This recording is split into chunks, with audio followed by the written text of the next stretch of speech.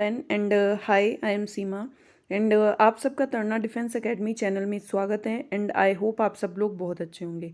And first of all तो आप ये चीज़ बताइए कि आप लोगों को जो है टेस्ट पेपर इजी लग रहा है या हार्ड लग रहा है, क्योंकि बहुत बच्चे बोलते हैं, कभी बोलते हैं मैडम इजी है बहुत, कभी हार्ड है। तो आपके जिस लेवल का आएगा हम उसी लेवल के जो है वो टेस्ट पेपर आपको करवा रहे हैं। सो आप किसी भी चीज़ को इग्नोर करने की कोशिश मत करो, क्योंकि आपका जो लेवल है अब यही है, क्योंकि डे टू डे जो है वो आपका लेवल इंक्रीज हो रहा है। सो इसलिए ये मत समझो कि इजी है, ये सब मत समझो टिपिकल है। आपने कर लिया, आपको आता है, इट मीन्स वो इजी है। अगर आपको नहीं आता कोई भी चीज़ तो वो आपके लिए टिपिकल होगी। ठीक है, इसलिए कंसेप्ट को समझिए, टॉपिक वाइज जो क्लासेस हैं वो पूरी लीजिए। ठीक है, अभी आपको सारी क्लासेस सब चीज़ों के टेस्ट पेपर, मैथ्स का टेस्ट पेपर अलग से लगाया जाता है, तरुणा मैम भी आपका टेस्ट पेपर लगाती हैं, और अनीता मैम भी जो है वो जीके एंड साइंस की क्यूज लगाती हैं आपके। तो किसी भी क्लास को आप मिस मत करिए। आपको आर्मी से रिलेटेड जितना भी कंटेंट है वो हमारे चैनल पे आपको सब कुछ प्रोवाइड होगा। एंड सबसे इम्पोर्टेंट बात, आप हमारे चैनल को ज़्यादा से ज़्यादा सब्सक्राइब कीजिए, वीडियो को ज़्यादा से ज़्यादा लाइक एंड शेयर कीजिए। ठीक है, तभी सबको बेनिफिट मिल जाएगा और सारे बच्चे जो हैं वो इसका फ़ायदा उठा पाएंगे। और ये याद रखिए, जो 25 जुलाई को जो एग्ज़ाम होने वाला है, हम आपको जो चैनल पे प्रोवाइड करवा रहे हैं उससे एक्स्ट्रा आपके कुछ भी नहीं आएगा। इसलिए ये अच्छे से पढ़ लीजिए, तो आपका 25 का जो एग्ज़ाम है वो इजीली क्वालिफाई हो जाएगा। ठीक है, अब बिना टाइम वेस्ट किए हुए हमारा जो है वो आज का जो टेस्ट पेपर है वो स्टार्ट करते हैं। ठीक है, अभी टेस्ट पेपर देखो। फर्स्ट क्वेश्चन हम हमारा पहला पार्ट क्या है, जीके का। किस मुगल बादशाह को जिंदा पीर कहा जाता था? बताइए। बाबर को, अकबर को, हुमायूं को, औरंगजेब को। किस मुगल बादशाह को जिंदा पीर कहा जाता था? तो औरंगजेब जो है उसको जिंदा पीर कहा जाता था। ऑप्शन नंबर डी जो है इसका आंसर हो जाएगा। ठीक है, एंड क्लास में जो वो क्लास को इंटरेस्ट लेके पढ़िए, कोई भी चैप्टर हो, कोई भी क्लास हो, तो आपको क्लास पढ़ने में मज़ा आएगा। ठीक है, राष्ट्रीय गीत वंदे मातरम के रचयिता कौन है? बताइए, राष्ट्रीय गीत वंदे मातरम के रचयिता कौन है? बंकिम चंद्र चटर्जी, रविंद्रनाथ टैगोर, सुरेंद्रनाथ बनर्जी, मुंशी प्रेमचंद। ये क्वेश्चन जो है वो बहुत बार आता है और बहुत पहले से आता है ये, तो इसलिए ये क्वेश्चन जो है वो इम्पोर्टेंट टिक कर लीजिए। ठीक है, तो राष्ट्रीय गीत वंदे मातरम के रचयिता कौन है? बंकिम चंद्र चटर्जी। ठीक है, ऑप्शन नंबर ए। अब देखो question number third. Question number third क्या है? ब्रह्मांड में विस्फोट तारा क्या कहलाता है? बताइए, ब्रह्मांड में विस्फोटी जो तारा है क्या कहलाता है? धूमकेतु, उल्का, धमकल, अभिनव तारा। बताइए, तो ब्रह्मांड में विस्फोटी तारा जो है वो अभिनव तारा कहलाता है। Option number D. ठीक है, एंड ऑप्शंस जो है वो इनके आप आंसर करिए, तभी आपको पता चलेगा कि आप कहाँ स्टैंड कर रहे हैं। ठीक है, 15 जनवरी 1948 को भारत के पहले लेफ्टिनेंट जनरल कौन थे? बताइए, जल्दी बताइए। 15 जनवरी 1948 को भारत के पहले लेफ्टिनेंट जनरल कौन थे? विपिन रावत, अरुण राहा, के एम करियप्पा, सुब्रतो मुखर्जी। बताइए कौन थे? तो ये जो 15 जनवरी 1948 को भारत के पहले लेफ्टिनेंट जनरल जो थे वो के एम करियप्पा थे। ऑप्शन नंबर सी जो है वो आपका आंसर हो जाएगा। अब देखो क्वेश्चन नंबर 5, ईएमआई का विस्तारित रूप क्या है? Equal monthly income, equated monthly installment, external monthly income, equated monthly income. ठीक है, बताइए। तो इसका आपका आंसर जो है वो हो जाएगा, ईएमआई का विस्तारित रूप जो है वो इक्वेटेड मंथली इंस्टॉलमेंट। आपने देखा होगा, मैं जो भी टेस्ट पेपर करवाती हूँ उसमें एक आपके फुल फॉर्म जरूर आती है। इसलिए जो जितनी भी फुल फॉर्म्स करवाई जा रही हैं, मैं हर चैप्टर में, हर टेस्ट सीरीज में आपको करवा रही हूँ। तो ये जो है ये भी सारे जो है वो इम्पोर्टेंट मान लीजिए, क्योंकि एक क्वेश्चन जो आपका फुल फॉर्म से रिलेटेड आता ही आता है। ठीक है, तो इसको अवॉइड मत कीजिए। अब देखिए क्वेश्चन नंबर 6। क्वेश्चन नंबर 6 क्या है? ओलंपिक खेल सामान्यतः तथा कितने वर्षों के अंतराल पर आयोजित किए जाते हैं? बताइए, 2 वर्ष, 3 वर्ष, 4 वर्ष और 5 वर्ष। तो जो ओलंपिक खेल है वो 4 वर्ष, आपको पता ही है, ओलंपिक खेल जो वो 4 वर्ष के अंतराल जो है वो आयोजित किए जाते हैं। ठीक है, अब देखो, विश्व के प्रथम नोबल साहित्य के अश्वमेध विजेता कौन थे? विश्व के प्रथम नोबल के? आर्थर एस, टोनी मॉरिसन, प्लोज किंग, मार्थर किंग। तो जो टोनी मॉरिसन थे वो नोबल साहित्य के अश्वेत विजेता थे। ठीक है, अब देखो नेक्स्ट क्वेश्चन। नेक्स्ट क्वेश्चन है, बियर तथा बुल शब्दों का प्रयोग किस क्षेत्र में होता है? बताइए, बियर और बुल शब्दों का जो प्रयोग है वो किस क्षेत्र में होता है? कृषि में, पशुपालन में, चिड़ियाघर में या शेयर बाजार में? ऑब्वियसली बियर और बुल आपको पता ही चल रहा है, कृषि में, पशुपालन और चिड़ियाघर में नहीं, शेयर बाजार में यूज होता है। ठीक है, अब देखो पूर्णिमा क्या है? पूर्णिमा बताइए क्या है? एक न्यूक्लियर रिएक्टर है, एक मिसाइल है, एक पनडुब्बी है, एक अंतरिक्ष यान है। बताइए क्या है पूर्णिमा? पूर्णिमा जो है वो एक आपका न्यूक्लियर रिएक्टर है। Option number A. ठीक है, समझ में आ रहा है सबको? प्लीज आप थोड़ा सा आंसर तो कीजिए कि समझ में आ रहा है नहीं आ रहा है चीजें। मैं मेहनत कर रही हूँ आपके पीछे, आप कुछ रिप्लाई नहीं कर रहे हो। देखो, लक्षद्वीप नामक द्वीप निम्नलिखित में से किस स्थान पर स्थित है? अरब सागर, बंगाल की खाड़ी, हिंद महासागर और प्रशांत महासागर। तो लक्षद्वीप जो है वो अरब सागर में स्थित है। ठीक है, आंसर जो है वो ऑप्शन नंबर ए हो जाएगा। अब देखिए क्वेश्चन नंबर 11। क्वेश्चन नंबर 11 क्या है? वर्ष 1971 के भारत पाक युद्ध के बाद किसे भारत में फील्ड मार्शल पद से सम्मानित किया गया था? बताइए, के एम करियप्पा को, जयंतो नाथ चौधरी को, मानेक शो को और कुमार मंगलम को। बताइए किसको सम्मानित किया गया था? तो इसका जो है वो हो जाएगा आपके मानेक शो। क्या हो जाएगा? मानेक शो। किसको किया था? वर्ष 1971 के भारत पाक युद्ध के बाद किसे भारत में फील्ड मार्शल पद के से सम्मानित किया गया था? तो इसका आंसर हो जाएगा आपका मानेक शो, ऑप्शन नंबर सी। क्या हो जाएगा? Option number. अब देखो क्वेश्चन नंबर 12। सरकारी सेवा में समान अवसर का अधिकार संविधान के किस अनुच्छेद में प्रतिस्थापित है? बताइए किस अनुच्छेद में प्रतिस्थापित है? तो इसका हो जाएगा आपका ऑप्शन नंबर बी 16 में। 16वें जो अनुच्छेद है उसमें आपका जो है वो समान अवसर का अधिकार संविधान जो है वो सम्मानित प्रतिस्थापित है। ठीक है, अब देखो नेक्स्ट क्वेश्चन। अंतर्राष्ट्रीय न्यायालय में प्रत्येक 3 वर्ष बाद कितने न्यायाधीश अवकाश ग्रहण करते हैं? बताइए, अंतर्राष्ट्रीय न्यायालय में प्रत्येक 3 वर्ष बाद कितने न्यायाधीश अवकाश ग्रहण करते हैं? 2, 3, 5 और 7। तो जो है वो 5 जो न्यायाधीश है वो अवकाश ग्रहण करते हैं। ठीक है, अब देखो क्वेश्चन नंबर 14।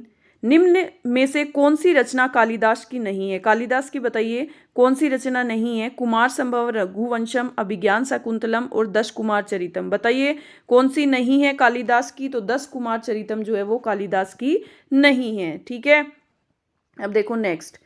पंडित शिव कुमार शर्मा किससे संबंधित है? बताइए, संतूर वादन से, शहनाई वादन से, बांसुरी वादन से, सरोद वादन से। बताइए किससे संबंधित है पंडित शिव कुमार शर्मा?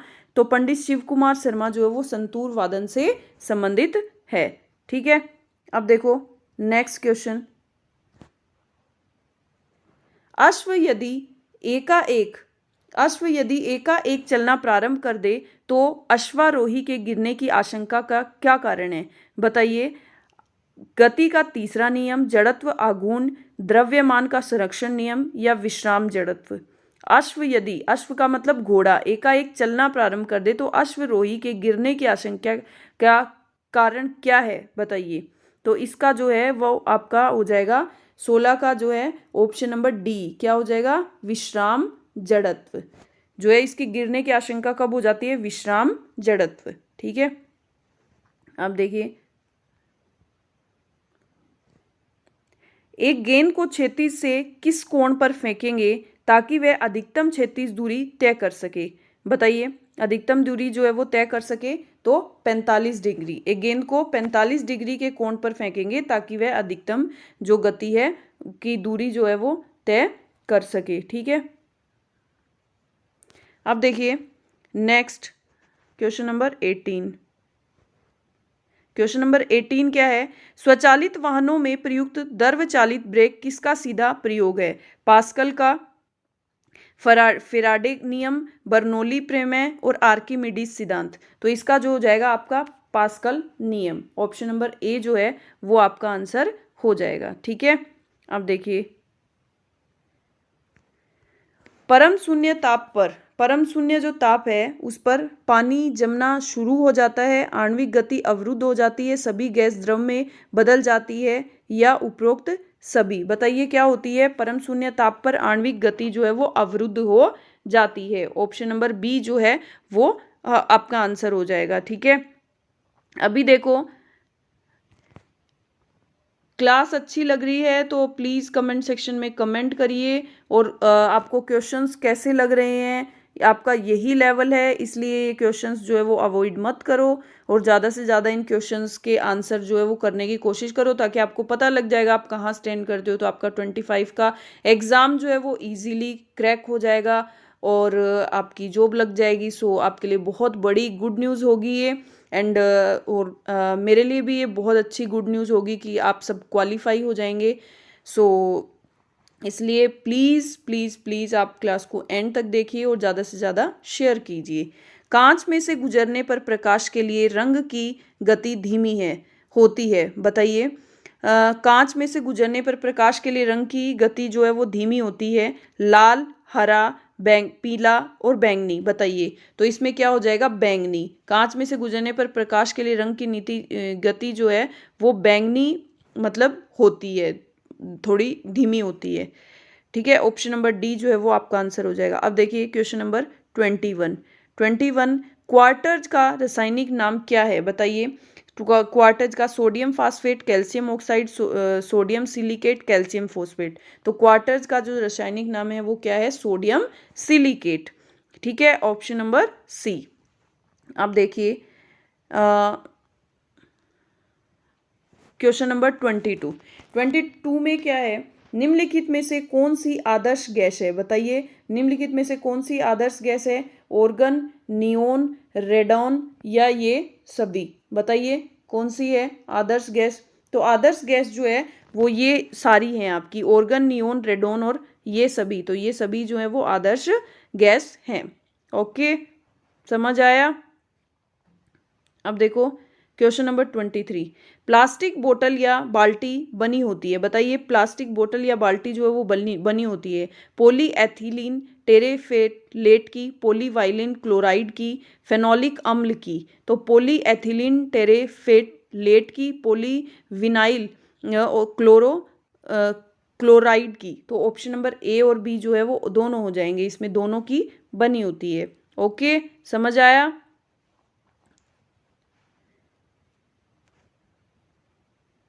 ठीक है, क्लास लेते हो थोड़ा एनर्जी से क्लास लिया करो, ताकि क्लास में पढ़ाने में भी मज़ा आए और क्लास को स्टूडेंट में आप लोगों को पढ़ने में भी मज़ा आए। ठीक है, तो अभी सभी जो है वो दुगनी एनर्जी के साथ क्लास को देखिए और अपना जो है वो स्टडी पे फोकस करिए। अभी 25 का एग्ज़ाम है आपका, उसके बाद आप लोगों को जितनी मस्ती करनी है सब करिए। ठीक है, अभी स्टडी पे कंसंट्रेट करो, वो ज़्यादा इंपॉर्टेंट है आप लोगों के लिए। एल्यूमिनियम की सल्फेट का प्रयोग निम्न में से किस में किया जाता है? बताइए, एल्यूमिनियम की जो सल्फेट है उसका प्रयोग निम्न में से आग बुझाने में, कपड़ों की छपाई में, आग जलाने में। बताइए किस में किया जाता है? तो जो एल्यूमिनियम सल्फेट का प्रयोग जो है वो किस में किया जाता है? बताइए, तो आग बुझाने में, कपड़ों की छपाई में, आग जलाने में। तो ए और बी इसका दोनों हो जाएगा, आग बुझाने में भी और कपड़ों की छपाई में भी।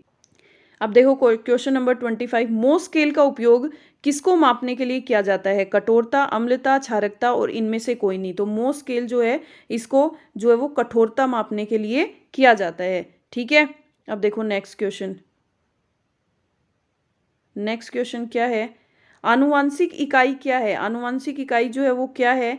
जीन है, डीएनए है, गुणसूत्र है, सिस्ट्रोन है।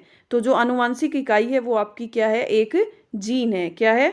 जीन है। ठीक है, अब देखो क्वेश्चन नंबर 27। डीपीटी का टीका किस रोग से रक्षा हेतु लगाया जाता है? डिप्थीरिया, काली खांसी, टिटनेस और ये सभी। बताइए किस बीमारी के लिए मतलब डीपीटी का टीका लगाया जाता है? तो डिप्थीरिया, काली खांसी, टिटनेस सभी के लिए जो है वो डीपीटी का टीका लगाया जाता है। ठीक है, अब देखो नेक्स्ट। टीवी, ये तो देखो आपको पता ही होना चाहिए, टीवी कब से यूज कर रहे हो। टीवी रिमोट में कौन सी तरंगे होती है बताइए? इंफ्रारेड होती है, अल्ट्रावायलेट होती है, एक्सरे होती है, इनमें से कोई नहीं है। बताइए, इसका तो आप लोग जवाब दीजिए, इसका आप लोग जवाब दो, उसके बाद ही मैं आंसर करूंगी आपको। ठीक है, बोलो, जल्दी बोलो। ठीक है, आप सबका आंसर आ रहा है मेरे पास। ठीक है, तो अभी मैं इसका आंसर बता रही हूँ आपको। तो टीवी रिमोट में कौन सी तरंगे होती है? इंफ्रारेड। कुछ लोगों ने इसका सही जवाब भी दिया है और कुछ लोगों ने इसका रोंग भी दिया है। ठीक है, इसलिए जो रोंग है वो इसका आंसर जो है वो सही कर लीजिए। ठीक है, अब देखो नेक्स्ट 29 नंबर क्वेश्चन में क्या है। 29 नंबर क्वेश्चन, निम्नलिखित में से कौन सा विटामिन यकृत में संचित किया जा सकता है? बताइए, 29 में विटामिन ए में, विटामिन सी में, विटामिन डी में या विटामिन के में? बताइए। तो जो विटामिन ए है उसके अंदर यकृत में जो है वो विटामिन संचित यकृत में, कौन से? विटामिन ए में। तो इसका जो है वो आंसर क्या हो जाएगा? Option number A, vitamin. अब देखो नेक्स्ट क्वेश्चन, पौधे के किस भाग से जूट प्राप्त होता है? बताइए, पौधे के किस भाग से जूट प्राप्त होता है? फूल से, तने से, फल से या पत्ती से? तो पौधे का जो तना होता है उससे आपको क्या प्राप्त होता है? उससे आपको जूट प्राप्त होता है। ठीक है, अब देखो आपके साइंस और आपके जीके का सेक्शन कंप्लीट हो चुका है। अब आपके आ गया रीजनिंग के, आपके 5 क्वेश्चन आते हैं। तो रीजनिंग के जो मैं करवा रही हूँ इससे बाहर आपके क्वेश्चन नहीं आएंगे। तो आप जो है वो जो मैं करवा रही हूँ इस क्लास को बार बार आप करिए। आपको अगर एक बार समझ नहीं आती तो 2 बार देखिए। ठीक है, लेकिन आप दूसरी बार फिर अपने आप करिए क्वेश्चंस, तो आपको ऑटोमेटिक आ जाएंगे। तो इसलिए जो है वो थोड़ा ध्यान से पढ़ो तो आपको सब कुछ समझ में आएगा। अब देखो हम रीजनिंग स्टार्ट करते हैं। एक घड़ी में घंटे की सुई 12 घंटे में कितना कोण घूमती है? बताइए, आपको पता है घड़ी होती है, तो ये घड़ी में घंटे की कितनी सुई होती है? घंटे की जो है वो एक होती है, कितनी बार घूमती है? ये 12 घंटे में जो है वो सुई जो है वो 12 घंटे में कितना जो है वो बनाती है कोण। मतलब एक दिन के वो क्या करती है? एक घड़ी में घंटे की सुई 12 घंटे में कितना कोण, 12 घंटे में कितना कोण बनाएगी? तो 12 घंटे में जो है वो कितने का कोण बनाएगी? 360 डिग्री का। मतलब क्या कर लेगी वो? एक दिन के अंदर देखो 12 से लेकर 12 पर आएगी, घंटे की सुई 12 घंटे में। मतलब क्या होते हैं? दिन के 24 घंटे होते हैं ना। 24 घंटे में वो 2 चक्कर लगाती है, 1 से लेके 12 तक होते हैं घड़ी में। घड़ी में होते हैं ना 1 2 3 4 5 6 7 8 9 10 11 और 12। आपको भी पता है 12 ही घंटे होते हैं वैसे, लेकिन एक दिन में 24 होते हैं। तो ये बोल रहा है पूरा 12 घंटे का एक चक्कर हो गया, और ये एक चक्कर कितने का होता है? आपका 360 डिग्री का होता है। तो आपका ऑप्शन नंबर डी जो है इसका आंसर हो जाएगा। अब देखो नेक्स्ट क्वेश्चन। नेक्स्ट क्वेश्चन क्या है? दिए गए विकल्पों में से संबंधित शब्द को चुनिए। देखो, मजदूर जो है वो मजदूरी से रिलेटेड है। मजदूर जब काम करता है तो वो क्या लेता है? काम करने की मजदूरी लेता है। तो उद्यमी जो है वो, उद्यमी मतलब व्यवसायी। जो व्यवसायी है, बिजनेसमैन है, वो काम करता है तो वो क्या करता है? वो अपना लाभ कमाता है। क्या करता है? उसके बदले लाभ कमाता है, प्रॉफिट कमाता है। तो ऑप्शन नंबर डी जो है वो इसका आंसर हो जाएगा। ठीक है, समझ में आया? अब देखो नेक्स्ट क्वेश्चन नंबर 33 करेंगे। इसको थोड़ा सा छोटा कर लूँ। देखो, पी बड़ा है क्यू से, ये बोल रहा है, इधर लिख लेते हैं ऐसे, पी क्या है? बड़ा है क्यू से। ऐसे लिख लो एक बार, ऐसे लिख रही हूं मैं, ये बड़े वाले इधर, छोटे वाले इधर। ठीक है, पी जो है वो बड़ा है क्यू से, लेकिन आर से छोटा है। कौन? पी। ठीक है, आर से छोटा है, ये ऐसे बड़े होते जा रहे हैं। ठीक है, यदि पी की आयु बी, पी की आयु यहाँ लिख लेते हैं, क्यू की सी, क्यू तो सी हो गया, और आर जो है वो ए हो गया। और ये बोल रहा है पी की आयु जो है वो क्या हो गई? पी की आयु हो गई बी। तो बोल रहा है तो दिए गए विकल्पों में से कौन सा कथन सही है? तो इस हिसाब से अगर आप देखो तो सबसे बड़ा कौन हो गया? आर। तो सबसे बड़ा कौन हो गया ए, फिर उसके बाद कौन हो गया बी, मतलब उससे छोटा, फिर उससे छोटा कौन हो गया सी। अब ये देखो ये किस में मैच कर रहा है, ए सबसे बड़ा, तो इसमें भी नहीं है, इसमें भी नहीं है। अब देखो ए इसमें है बड़ा, तो ए के बाद सी बड़ा हो रहा है, नहीं, ए से छोटा बी है, ये रोंग हो जाएगा। अब देखो ये एक ऑप्शन बचा, देखो चाहे ऐसे लिख दो चाहे ऐसे लिख दो, इसमें क्या है सी जो है वो बी से छोटा है और बी जो है वो ए से छोटा है, तो ऑप्शन नंबर डी जो है वो आपका आंसर हो जाएगा। ठीक है, अब देखो नेक्स्ट क्वेश्चन, थोड़ा सा स्मॉल कर रही हूं बट आपको आई थिंक समझ आ जाएगा। देखो एक मेज पर A B C D E 5 पुस्तकें हैं, एक मेज पर क्या है A B C D E 5 पुस्तकें हैं, सी डी के ऊपर है, ये बोल रहा है सी जो है वो डी के ऊपर है, ई डी से नीचे, जो जो बोल रहा है उसको वैसे वैसे करते जाओ, आपको कुछ भी नहीं करना। ई जो है वो डी से नीचे है, ई डी से नीचे है, डी ए के ठीक ऊपर है, डी ए के ठीक ऊपर है, मतलब ई से ऊपर हो गई ए और उसके ऊपर हो गया डी, बी ई के नीचे है, बी ई के नीचे है, तो सबसे ऊपर कौन सी पुस्तक है, ऑब्वियसली आपको दिख रही है कि सी, तो सबसे ऊपर आपकी क्या हो जाएगी सी हो जाएगी। ठीक है, क्वेश्चन बढ़िया लग रहे हैं, मजे आ रहे हैं, प्लीज कुछ आंसर तो करिए, हम भी बहुत मेहनत कर रहे हैं तो हमें भी पता चले कि हमारी मेहनत कुछ काम कर रही है नहीं कर रही है, आप लोगों तक जो है हमारा बेस्ट कंटेंट पहुंच रहा है नहीं पहुंच रहा है।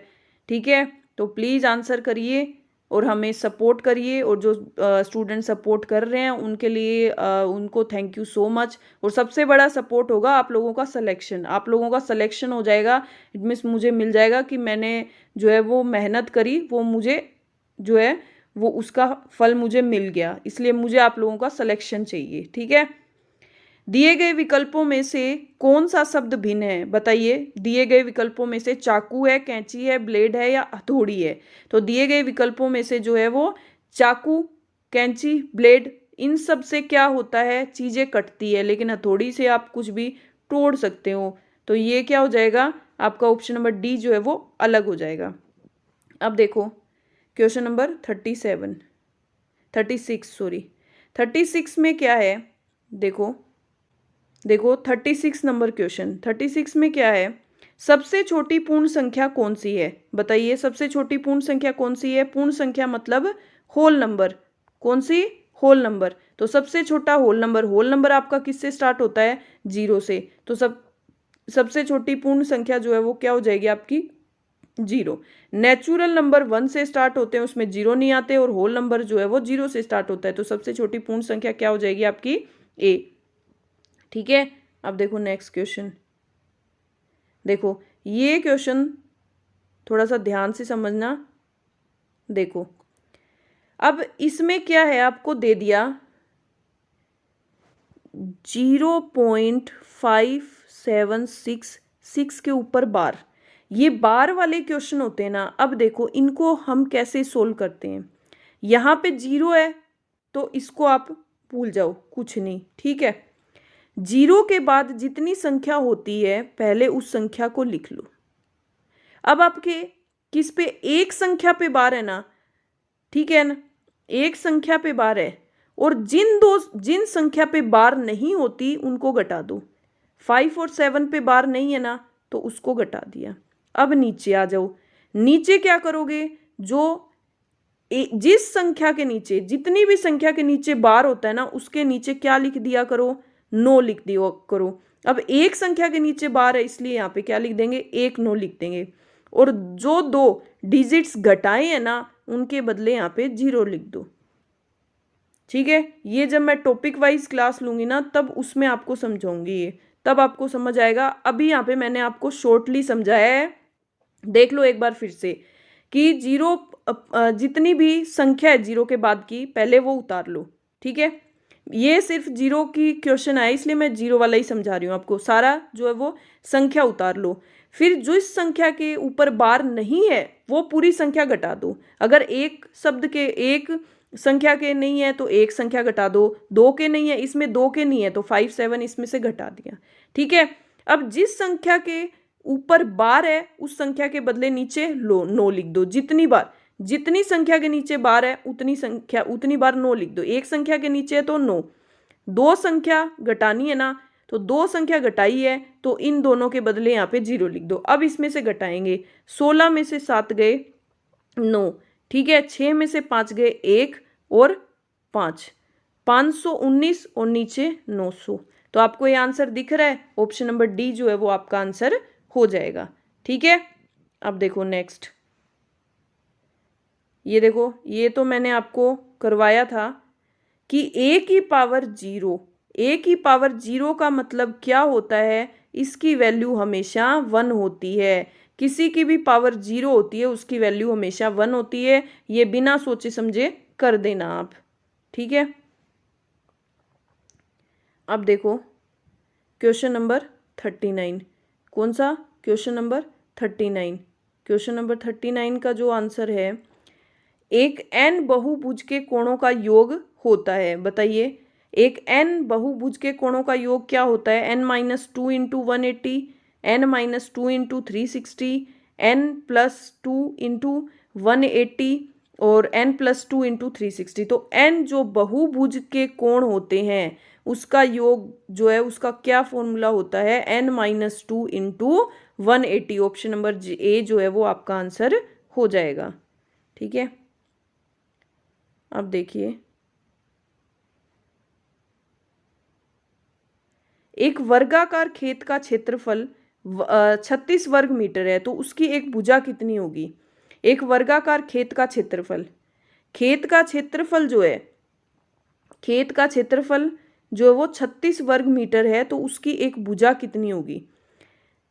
तो आपको पता है जो वर्ग है उसके क्षेत्रफल का क्या फॉर्मूला होता है, भुजा की स्क्वायर। तो आपको भुजा दे दी, स्क्वायर दे दिया किसी का 36, तो आपको एक भुजा पूछिए तो आप क्या करोगे, इसका रूट करोगे तो ये क्या आ जाएगा 6, तो आपकी एक भुजा क्या हो जाएगी 6 मीटर। ठीक है, अब देखो नेक्स्ट क्वेश्चन 41, देखो,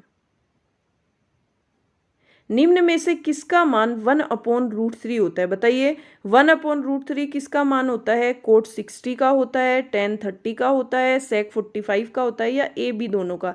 तो 1/√3 जो है कोट 60 का भी होता है और tan 30 का भी होता है। तो ए और डी जो है, ऑप्शन नंबर डी जो है वो इसका आंसर हो जाएगा, ए और बी दोनों। ठीक है, अब देखो नेक्स्ट, देखो ये क्वेश्चन समझते हैं। देखो, इसको क्या लिख रखा है, इसको लिख रखा है ब्रैकेट बंद 1/2/3 + 1 = क्वेश्चन मार्क। अब आप इसको सोल्व करोगे, 1/2, ये डिवाइड है, इसको मल्टीप्लाई करोगे तो ये उल्टा हो जाएगा +1। ठीक है, अब यहाँ पे ये मैं = वाला एक बार ठीक है लिख लो। अब ये क्या हो जाएगा आपका 3 और 2 दूनी 4 +1 = ये। ठीक है, अब यहाँ कर रही हूँ मैं एक बार।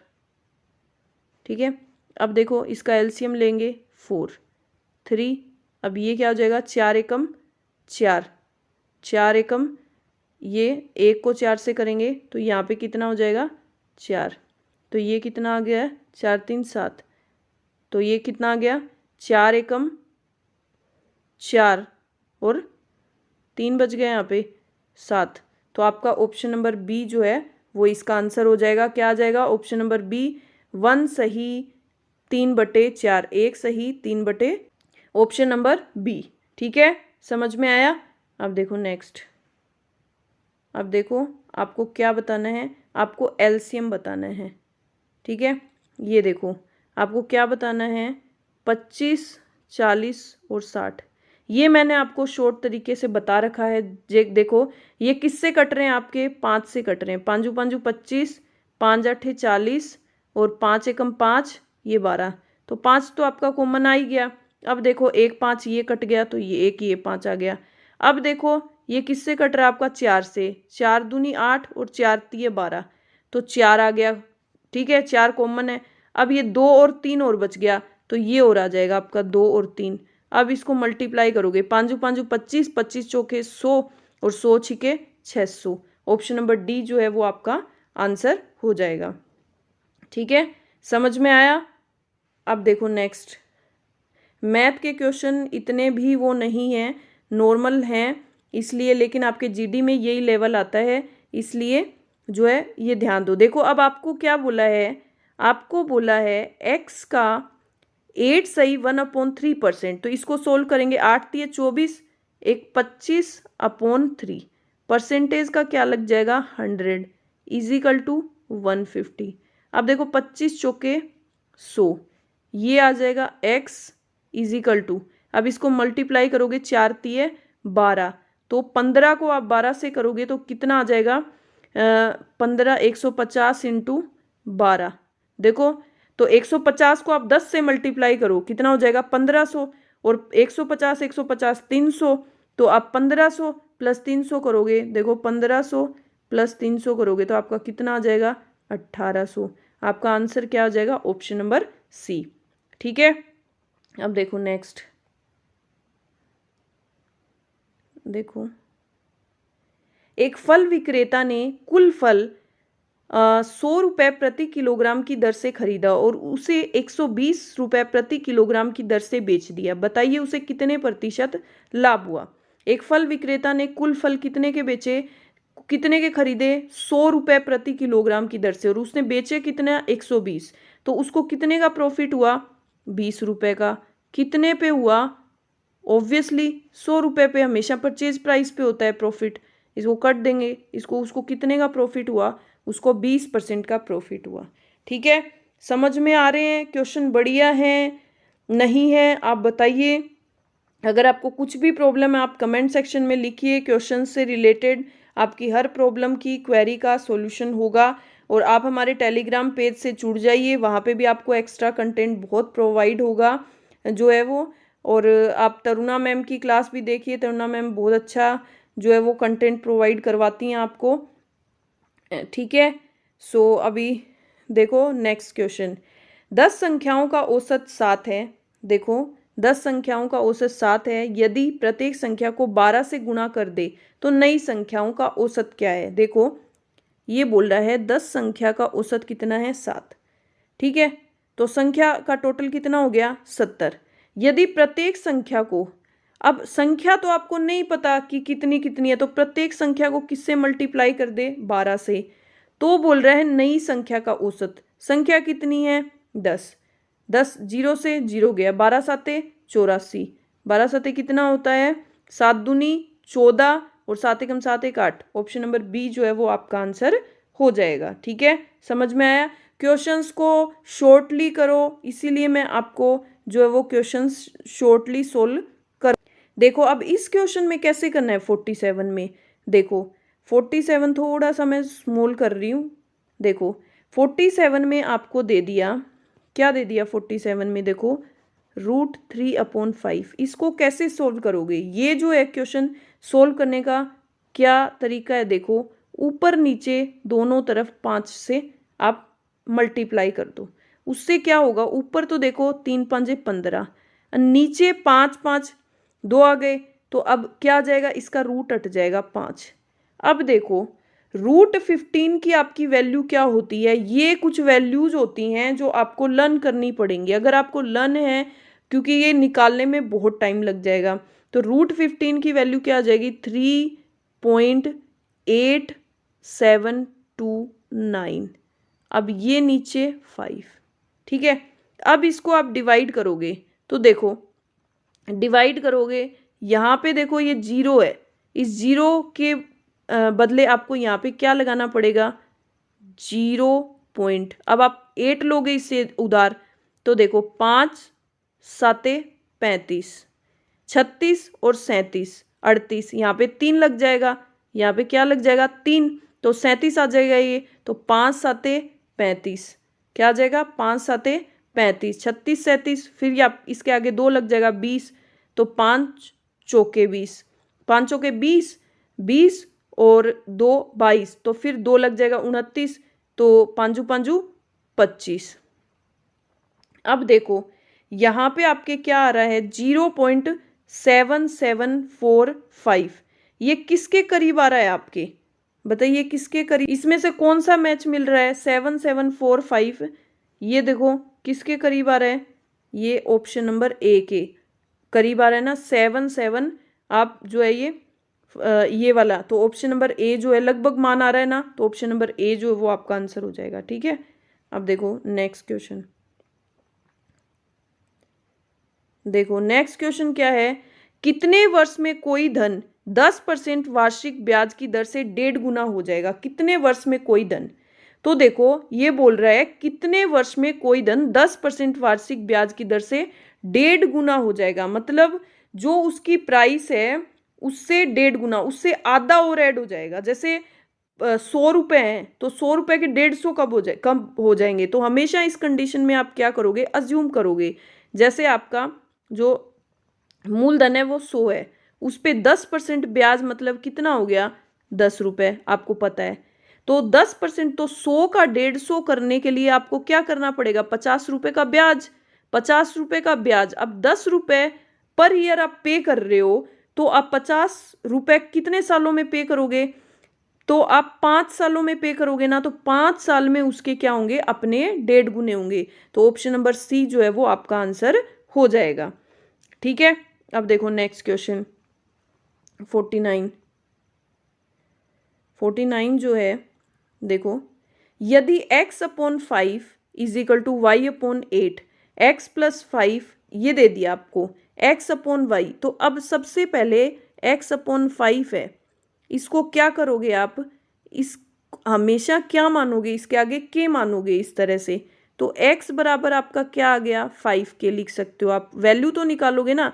अब आपको दे दिया y/8, ये दोनों बराबर है, बराबर है मतलब एक ही वैल्यू रख सकते हैं हम। तो y इज इक्वल टू क्या हो गया, 8 के हो गया। समझ में आ गया। अब x की वैल्यू ये आ गई, y की वैल्यू ये आ गई। अब हम इसमें पुट कर सकते हैं x+5 और y+8। ठीक है, अब x की जगह हम क्या लिख सकते हैं, 5k प्लस 5, और y की जगह हम क्या लिख सकते हैं, 8k प्लस 8। अब देखो इन दोनों में कॉमन लेंगे तो क्या आ गया, 5 कॉमन आ गया, 5 कॉमन आ गया तो k प्लस 1। ठीक है, अब देखो इसमें क्या कॉमन आ गया, इसमें आ गया 8, 8 तो k प्लस 1, ये दोनों सेम है, कट गया। आपका क्या अनुपात बच गया, तो x और y की ये जो है ये किसके बराबर हो गया, ये आपका 5:8 के बराबर हो गया। समझ में आया? आई होप आपको समझ में आ रहा होगा। तो अब देखो आज का लास्ट क्वेश्चन हमारे टेस्ट पेपर का, एंड सभी कमेंट सेक्शन में लिख के मुझे बताइएगा आपने कितने क्वेश्चन सही किए हैं और कितने आपके रोंग हुए हैं। आपको एक्चुअल में पता लग जाएगा कि आप कहाँ स्टैंड कर रहे हैं और आपकी 25 जुलाई वाले एग्जाम की कितनी तैयारी है। ठीक है, अब देखो लास्ट क्वेश्चन, एक रेलगाड़ी 15 घंटे में 1620 किलोमीटर चलती है, उसकी चाल मीटर प्रति सेकंड में बताइए। उसकी चाल जो है वो क्या बतानी है आपको, मीटर प्रति सेकंड में। तो आपको पता है क्या होता है, दूरी बटा समय, क्या होती है, दूरी बटा समय चाल होती है। तो दूरी इतनी और समय इतना। अब देखो इसको मीटर प्रति सेकंड में चेंज करना है, तो इसको क्या करेंगे, 5/18 से मल्टीप्लाई। तो ये 5 × 3 = 15, ये देखो 18 से कट जाएगा, 18 × 9 = 162, ये 90 बार, ये कितनी बार कट जाएगा, 90, 30 मीटर प्रति सेकंड। ऑप्शन नंबर बी जो है वो आपका आंसर हो जाएगा 30 मीटर प्रति सेकंड। ठीक है, पूरा पेपर समझ आया है, नहीं आया है, और किसी भी क्वेश्चन में आपको प्रॉब्लम हो तो मुझे लिख दीजिएगा, मैं आपको वो क्वेश्चन वापस समझा दूंगी। एंड सभी बच्चे मुझे लिख के बताइएगा आपने कितने क्वेश्चन सही किए, कितने रोंग किए। और आपको क्लास को ज़्यादा से ज़्यादा शेयर करना है, और सभी टीचर्स की क्लास देखिए, पूरा कंटेंट आपको प्रोवाइड करवाया जा रहा है। कल डेली आपका टेस्ट पेपर होता है सुबह 9:30 बजे और आपका 12 बजे, और आपकी शाम को जो है जीके जीएस की क्लास होती है। और अभी समीर सर ने आपकी मैथ्स की नई क्लास भी ज्वाइन करी है, वो आपको जो है 25 जुलाई के कंटेंट की मैथ्स जो है वो पूरा प्रोवाइड करवाएंगे। इसलिए सारा कंटेंट यहीं पे है, इसलिए आप कहीं मत जाओ, और हमारे चैनल पे सब कुछ आपको अवेलेबल हो रहा है। ठीक है, और टेलीग्राम पेज पे भी हमारे जो है वो सब कुछ आपको एक्स्ट्रा कंटेंट प्रोवाइड हो रहा है। सो सभी जुड़ जाइए, and thank you so much. कल फिर मिलेंगे इसी टाइम पे। Bye bye.